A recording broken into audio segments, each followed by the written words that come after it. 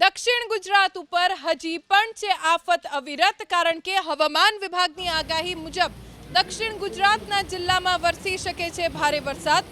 સાથે જ સૌરાષ્ટ્ર, ઉત્તર અને મધ્ય ગુજરાત પણ થશે પાણી.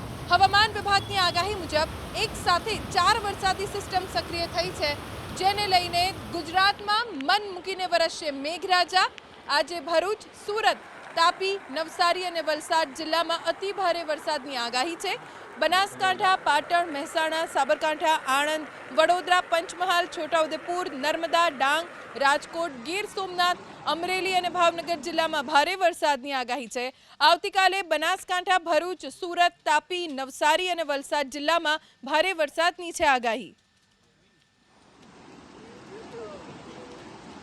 आज का जो फोरकास्ट है इसमें गुजरात रीजन के लिए heavy to very heavy with extremely heavy to exceptionally heavy rainfall का वार्निंग है, जो कि आपका बहरोच जो एंड आगे वाला जो डिस्ट्रिक्ट है बहरोच, सूरत, तापी, नवसारी, वलसाड, डांग, दादरा नगर हवेली, इसमें एक्सेप्शनली हेवी रेनफॉल का वार्निंग है आइसोलेटेड प्लेस में, जो कि मोर देन 30 सेंटीमीटर का ऊपर भी बारिश होने का संभावना है.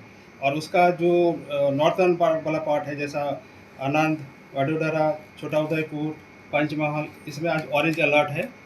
एंड जो नॉर्थर्न वाला डिस्ट्रिक्ट है बनासकांठा एडजॉइनिंग जो डिस्ट्रिक्ट पठान, मेहसाना, रायबरेली, इसमें ऑरेंज वार्निंग है.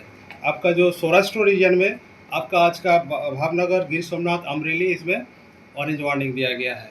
अच्छा, डे 2 में थोड़ा इंटेंसिटी कम हो जाएगी गुजरात रीजन के लिए जी, हेवी टू वेरी हेवी रहेगी. उसके आगे वाला दिन में आगे जो 4 दिन है, 5 दिन है, उसमें हेवी रेनफॉल का आइसोलेटेड प्लेसेस में वार्निंग है. તો હવામાન નિષ્ણાત અંબાલાલ પટેલે આગાહી કરી છે, જે ચિંતાજનક રાજ્ય માટે 4 થી 5 સપ્ટેમ્બરે બીજું લો પ્રેશર આકાર પામશે તેવું અંબાલાલ પટેલનું અનુમાન છે. 10 સપ્ટેમ્બર સુધી મેઘરાજા ગુજરાતને ઘમરોળશે.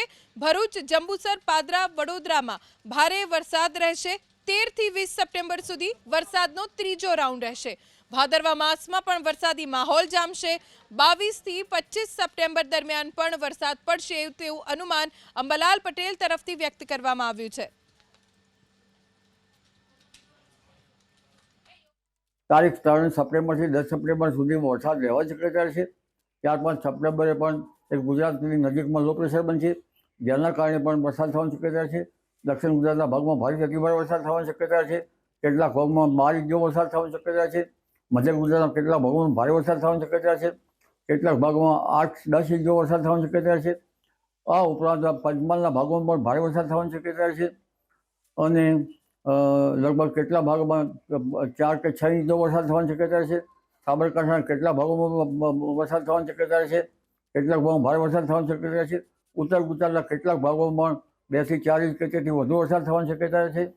આ ઉપરાંત બનાસકાંઠાના ભાગોમાં પણ વરસાદ થવાની શક્યતા છે. રાધનપુર અને લગભગ ત્યાર પછી દિયોદર અને એ બધા ભાગોમાં વરસાદ થવાની શક્યતા છે.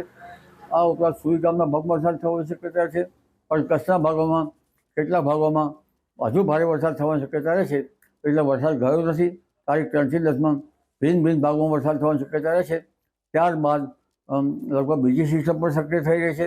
બીજી સિસ્ટમ તારીખ 13 થી 22માં સક્રિય થવાની શક્યતા રહેશે.